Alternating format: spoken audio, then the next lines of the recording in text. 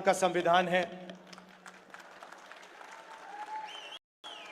मैं आपको गारंटी देकर कह रहा हूं कि नरेंद्र मोदी जी ने इस किताब को नहीं पढ़ा है, क्योंकि अगर नरेंद्र मोदी जी ने ये किताब पढ़ी होती तो वो जो रोज करते हैं वो नहीं करते। ये इसको हम संविधान कहते हैं और इसको किताब का फॉर्म दे रखा है, मगर ये एक किताब नहीं है। ये हिंदुस्तान की हजारों साल की सोच है और 21वीं सदी में हिंदुस्तान की जो कहो सोशल एम्पावरमेंट की जो सोच है, अंबेडकर जी की, फूले जी की, बुद्ध भगवान की, गांधी जी की, वो इसके अंदर है। आप किसी भी स्टेट में चले जाइए, केरला में नारायण गुरु जी, कर्नाटक में बसवना जी, फूले जी, शिवाजी महाराज, हर स्टेट में आपको ऐसे 2-3 नाम मिलेंगे जिनकी सोच इस किताब में आपको मिलेगी। मैं आपसे पूछना चाहता हूं, इसमें सावरकर जी की आवाज है क्या? इसमें कहीं लिखा है कि हिंसा का प्रयोग करना चाहिए? इसमें कहीं लिखा है कि किसी व्यक्ति को मारना चाहिए, डराना चाहिए, काटना चाहिए? कहीं लिखा है इस किताब में? इस किताब में लिखा है कि झूठ का प्रयोग कर कर सरकार चलानी चाहिए? मुझे दिखा दो कहां लिखा है इसमें। तो यह सत्य और अहिंसा की किताब है। सिंपल सी बात है, यह हिंदुस्तान का सत्य है और यह अहिंसा का रास्ता दिखाता है।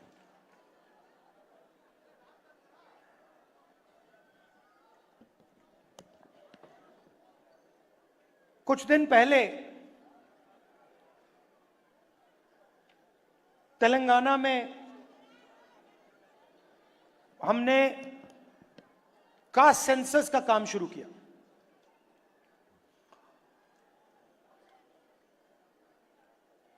और वो ब्यूरोक्रेटिक एक्सरसाइज नहीं है। पहली बार कास्ट सेंसस को तेलंगाना में जनता की एक्सरसाइज बना दिया गया है। जो सवाल पूछे जा रहे हैं वो बंद कमरे में 10-15 लोग नहीं चुन रहे हैं, वो लाखों लोग, उसमें दलित, आदिवासी, पिछड़े वर्ग के लोग, गरीब जनरल कास्ट के लोग, माइनॉरिटी के लोग, सब लोग हैं। और तेलंगाना की जनता ने सेंसस डिजाइन किया है। ऐतिहासिक कदम है। और जो हम तेलंगाना में कर रहे हैं, जहां भी हमारी सरकार आएगी, जिस स्टेट में, चाहे कर्नाटक हो, तेलंगाना हो, और आने वाले समय में जहां भी हमारी सरकार आएगी, हम उसी प्रकार से जाति जनगणना को करेंगे।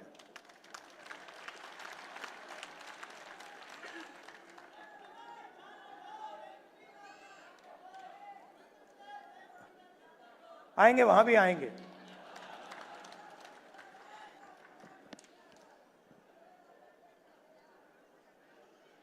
जाति जनगणना क्यों?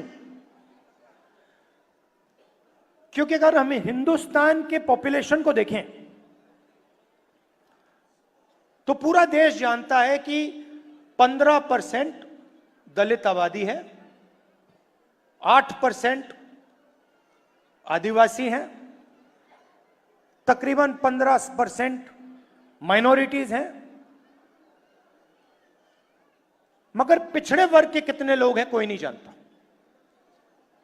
लोग कहते हैं कि पिछड़े वर्ग के तकरीबन 50% हैं, कोई कहता है 55 हैं, अलग अलग स्टेट्स में अलग है, मगर पिछड़ा वर्ग 50% से कम नहीं है।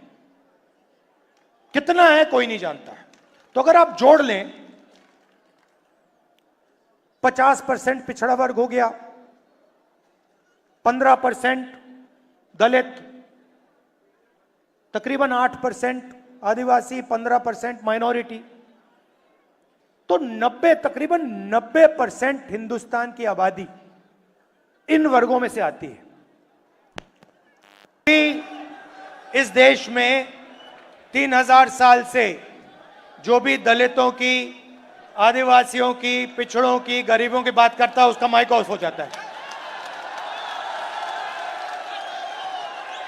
माइक ऑफ हो जाता है। आपने देखा होगा, मुझे कहा जब माइक ऑफ हो गया तो मुझे कहा, काफी लोग आए और उन्होंने कहा जाके बैठ जाइए। मैंने कहा मैं नहीं बैठूंगा, मैं खड़ा रहूंगा, मुझे नहीं बैठना। माइक जितना ऑफ करना है करो, मुझे जो बोलना है मैं बोलूंगा।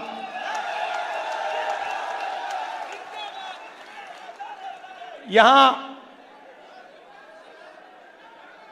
रोहित वेमुला जी की फोटो है पीछे, यहां पे ये बोलना चाहते थे, इनकी आवाज छीन ली गई। और हर रोज हिंदुस्तान में आदिवासी युवा, दलित युवा, पिछड़े वर्ग का युवा सपना देखता है मैं इंजीनियर बनूं, मैं डॉक्टर बनूं, मैं लॉयर बनूं, मैं मीडिया में जाऊं, मैं आईएएस ऑफिसर बनूं। मगर सच्चाई यह है कि इस देश का पूरा सिस्टम पिछड़ों, दलितों और आदिवासियों के खिलाफ खड़ा हुआ है। यह सच्चाई है, क्योंकि अगर नहीं होता तो मीडिया में हमें ओबीसी वर्ग के, दलित वर्ग के, पिछड़े वर्ग के युवा दिखते, एंकर दिखते, मालिक दिखते। 200 बड़ी बड़ी कंपनियां हैं, अदानी जी, अंबानी जी, टाटा, बिरला। इन कंपनीज में दलित, आदिवासी, पिछड़े लोग हमें मैनेजमेंट में दिखते, मालिकों की लिस्ट में दिखते, मगर नहीं। आपको हिंदुस्तान की 200 सबसे बड़ी कंपनियों की मालिकों की लिस्ट में एक ओबीसी नहीं मिलेगा, एक दलित नहीं मिलेगा, एक पिछड़े वर्ग का नहीं मिलेगा। ये सच्चाई है। तो आपको कहा जाता है, दलितों को, आदिवासियों को, पिछड़ों को कहा जाता है कि यह देश आपका है, इस देश में आपकी भागीदारी है, इस देश में आपकी प्रगति हो सकती है। मगर अगर हम डेटा को देखें तो यह बिल्कुल झूठ साबित होता है। डेटा दिखाता है कि 90 लोग हिंदुस्तान की सरकार को चलाते हैं, बजट बांटते हैं। 90 में से 3 दलित, 3 ओबीसी, 1 आदिवासी। 100 रुपए में से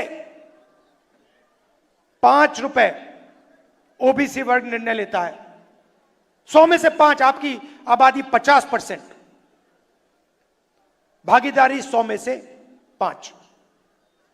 दलित भागीदारी 15%, आबादी 15%, भागीदारी 100 रुपए में से 1 रुपया। आदिवासी 8% आबादी, भागीदारी 100 रुपए में से 10 पैसा।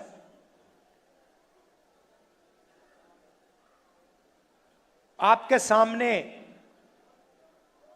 दीवार खड़ी हुई है और आप जानते हो, और आप इस बात को गहराई से समझते हो। समझते हो नहीं समझते हो? यस सर, समझते हो ना ठीक से कि आपके सामने दीवार खड़ी है और उस दीवार को नरेंद्र मोदी और आरएसएस मजबूत करते जा रहे हैं। जहां भी उनको अपॉर्चुनिटी मिलती है, वो दीवार में सीमेंट डाल देते हैं। पहले पब्लिक सेक्टर हुआ करता था, उसको निकाल दिया। सारा का सारा प्राइवेटाइज कर दिया, दीवार मजबूत की। पहले सरकारी स्कूल हुआ करते थे, सरकारी अस्पताल हुआ करते थे, सारे के सारे हटा दिए। आज दलित को, आदिवासी को, पिछड़े वर्ग के किसान को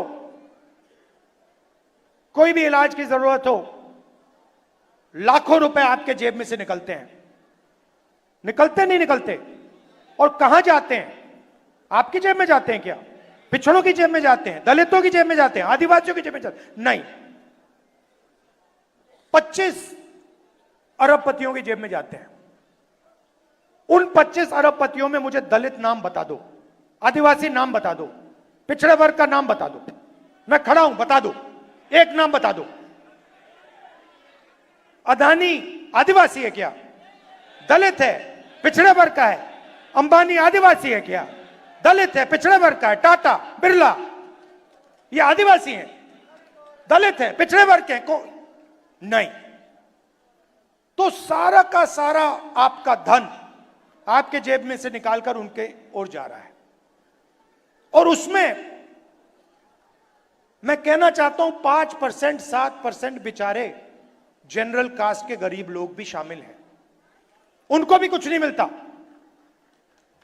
खोखले सपने दिए जाते हैं। 24 घंटा मैं 20 साल से देख रहा हूं, 24 घंटा आपको बताया जाता है कि आपको जगह है, आपकी जगह है, आपको जगह मिलेगी, मगर नहीं। और हो क्या रहा है? आस्ते आस्ते दीवार मजबूत होती जा रही है। पहले यूपीए की सरकार थी, मनरेगा दिया, जमीन का अधिकार दिया, भोजन का अधिकार दिया, पैसा कानून दिया। वो दीवार को कमजोर करने के तरीके थे। आज मैं देखता हूं तो मैं कह सकता हूं कि जिस प्रकार से हमें दीवार को कमजोर करना था, हमने नहीं किया, यूपीए सरकार ने नहीं किया। जिस मजबूती से हमने करना था, हमने नहीं किया, मगर हम दीवार को तोड़ने की कोशिश करते थे। ये दीवार में सीमेंट डाल रहे हैं, कंक्रीट डाल रहे हैं, फाउंडेशन दे रहे हैं दीवार का। इसीलिए जाति जनगणना की जरूरत है। जाति जनगणना से आप सबको पता लग जाएगा, मीडिया में हमारे कितने लोग, कॉर्पोरेट इंडिया में कितने लोग, कोर्ट में कितने लोग, जुडिशरी में कितने, प्राइवेट अस्पताल हमारे कितने, प्राइवेट कॉलेजेस हमारे कितने। और अभी कहा गया कि ये एक्सरे है। एक्सरे पहला कदम है। सबसे पहले पता लगाना है कि सिचुएशन कैसी है, क्या है। हमें मालूम है कि दलितों को, पिछड़ों को, आदिवासियों को, गरीब जनरल कास्ट के लोगों को, माइनॉरिटीज को दर्द हो रहा है, वो दिख रहा है, सबको दिख रहा है। तो सबसे पहले पता लगाना है फ्रैक्चर कहां है, चोट कहां लगी है, कंपाउंड फ्रैक्चर है, सिंपल फ्रैक्चर, ये पहले लगाना पता। और उसके बाद जाति जनगणना से डेटा मिलेगा। 21वीं सदी है। जो पहले तेल को ब्लैक गोल्ड कहा जाता था, 21वीं सदी का तेल डेटा है। और हम दलितों के बारे में, आदिवासियों के बारे में, पिछड़े वर्ग के बारे में डेटा चाहते हैं। और जिस दिन हमारी सरकार के हाथ में ये डेटा आ जाएगा, उस दिन पूरा का पूरा जो विकास का पैराडाइम है, विकास को करने का तरीका है, विकास के बारे में सोचने का तरीका है, वो बिल्कुल बदल जाएगा। ये विकास की जो सोच है, कि जो अप्रोच है, उसका फाउंडेशन बनेगा। तेलंगाना में हमने काम शुरू कर दिया है और आप देखना जब तेलंगाना में रिजल्ट आएंगे, जाति जनगणना का रिजल्ट आएंगे, तो हमारी पॉलिसी जाति जनगणना के डेटा के बेसिस पे बनेगी। और इससे बीजेपी डरती है। बीजेपी चाहती है कि 4-5% लोग अरबपति और 4-5% लोग हिंदुस्तान को कंट्रोल में रखें।